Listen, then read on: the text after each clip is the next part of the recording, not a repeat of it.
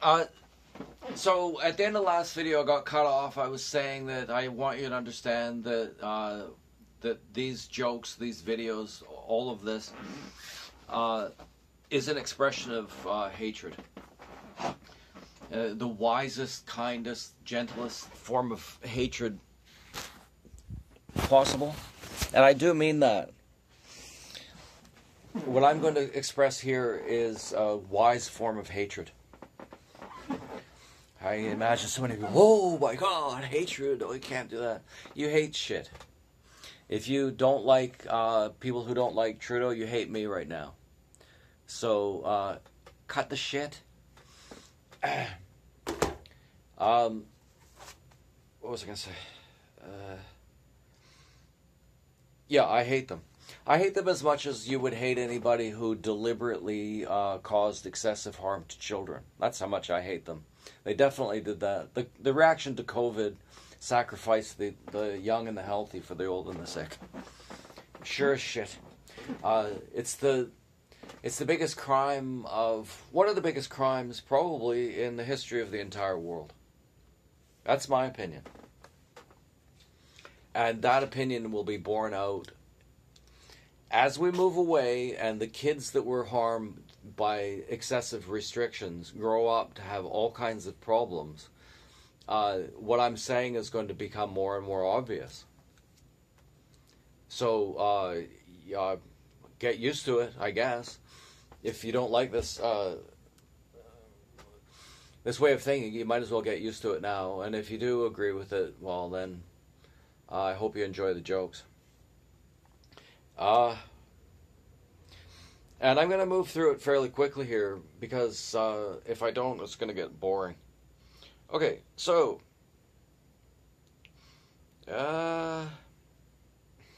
it's just scrolling through it. Like, to me, a joke is this: trust the experts. That's a joke. Oh, okay. Sorry. Okay, then it gets into it. Recently I've been chumming around a bit, and I wish I wasn't, but they're the only white people I know in this neighborhood. They're ex-American military, and they are scary-ass guys, and I mean, I more or less agree with them, and I wish I didn't know them. One more than the other, but that is a... I did get one good thing out of them, though. This quote. My hobby is to write books. I'm going to devote the first page of my new book to this sentence. Nothing in the news is true, and there's nothing new in the truth. Did I say this already in the first video? Sorry if I did. Jokes should be educational. I identify as a sad Fiamengo. Okay, so those two jokes relate to each other because I think that it's funny to say that jokes should be educational because nobody says it. Part of what it means to tell a joke to be funny is to say something people don't expect. That's unexpected. And it's especially unexpected, I think, perhaps when you realize how deeply analytical I could be about it. Because while I think it's funny to say that jokes should be educational, I also think that it's true. We've got that much time to fuck around right now. I don't think. We have to talk about serious things, but it's easier to talk about serious things. You can cut through the horse shit by telling a joke, so let's just tell jokes. I identify as a sad Fiamengo, spelled S-A-A-D, Fiamengo, would only be understandable to people who are educated in a certain way. So if I'm going to say that jokes should be educational, that's true. But to be educational, you have to take, if you want to be educational, you want to teach somebody, you have to consider the extent to which they're educated. And to understand the joke that I identify as a sad Fiamengo, you would have to be really educated in the way that those people think. Janice Fiamengo, oh my God, she's a Canadian. There's so many brilliant Canadians to learn from. Janice Fiamengo is the most unique human being I've ever met in my life. I've got a joke about her. Why don't feminists like Janice Fiamengo? Because she's a woman who thinks for herself. I swear to God, that's the big part of the answer. Feminists hate Janice Fiamengo because she's a woman who thinks for herself and who quite obviously loves men. I know you're not supposed to say that, but that's a woman who loves men. And so are a couple of other Canadian women that I really do hope to get around to mentioning. The sad in Sad Fiamengo is Gad Sad. Another genius in the field of, hey, woke authoritarianism is destroying Western civilization, guys. There's a lot of them. There's a lot of geniuses, and a lot of them are Canadian. I hate to say it, but they are. I'm going to publish this in a book. This is not the order that I'm going to put them in a book. But the next joke up is, how many German women, and this is not a joke. It's a joke in the sense that it's the answer is unexpected. It's not a joke what happened. But the difference between something that you can laugh at and something that you can't laugh at is proximity.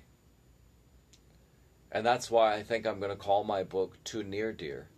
So, because there's certain things that are too close, you can't talk about them yet. You can't joke about them yet. I'm not one of the people that that thinks it's a good idea to start joking about some things you shouldn't start joking about too quickly. But okay, how many German women were raped by communist soldiers after World War II? The answer to that, my friends, is all of them. Just one of those things in history that doesn't get talked about very much. Communist soldiers, Soviet soldiers, how deeply committed they were to the communist ideologies is anybody's guess, I guess. But they raped every woman in Berlin, at least. Shouldn't call them women. Because do you call a 12-year-old, is that a woman?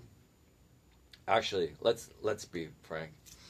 The people that the communist soldiers raped weren't all female.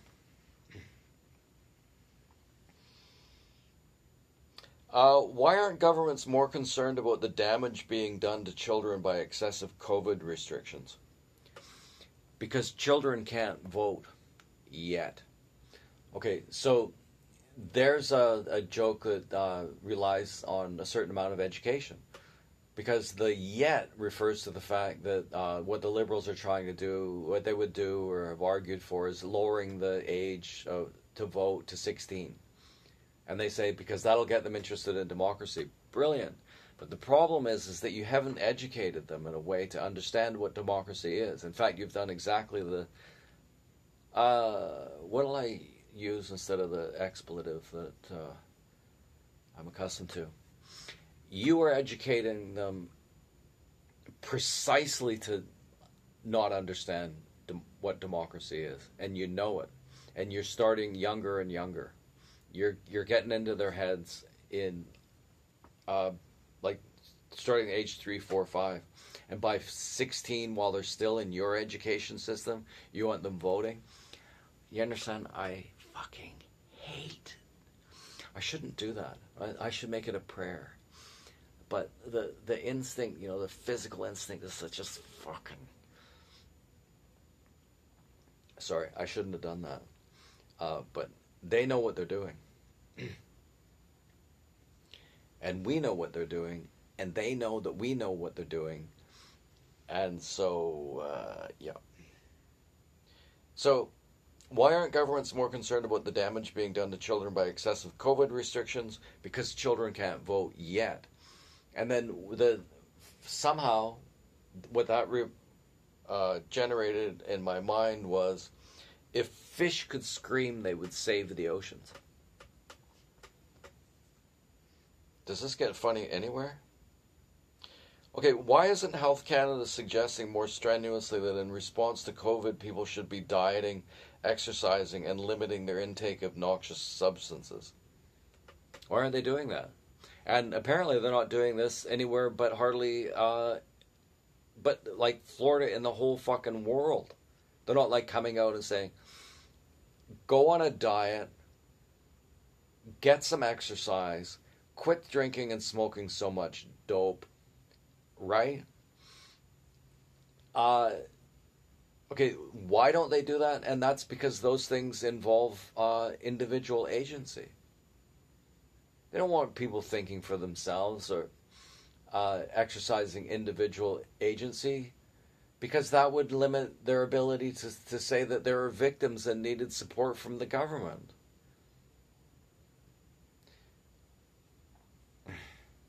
They're not big on personal agency. It's the difference between us, okay?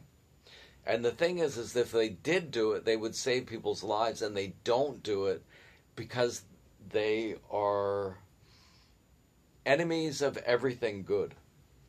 I'm not kidding. I'm using the word hate. H-A-T-E, all capitalized with an exclamation mark. Hate, hate. Okay, so the other day I was reading an article in the CBC about Billy Chemirmir. Chemirmir. Chemirmir.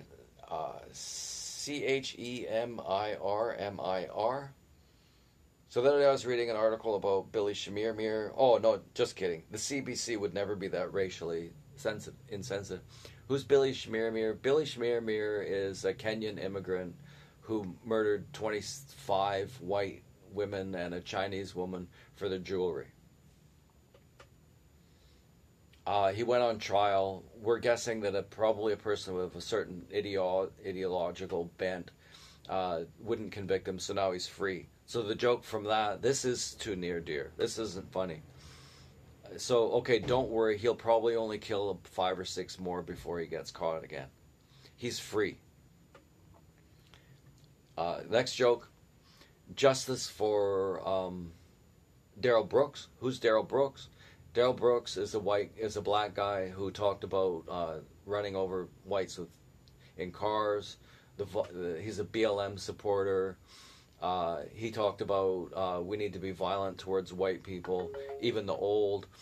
And he plowed his car into a Christmas Day parade and killed 8 people and plowed down another 58. Who knows?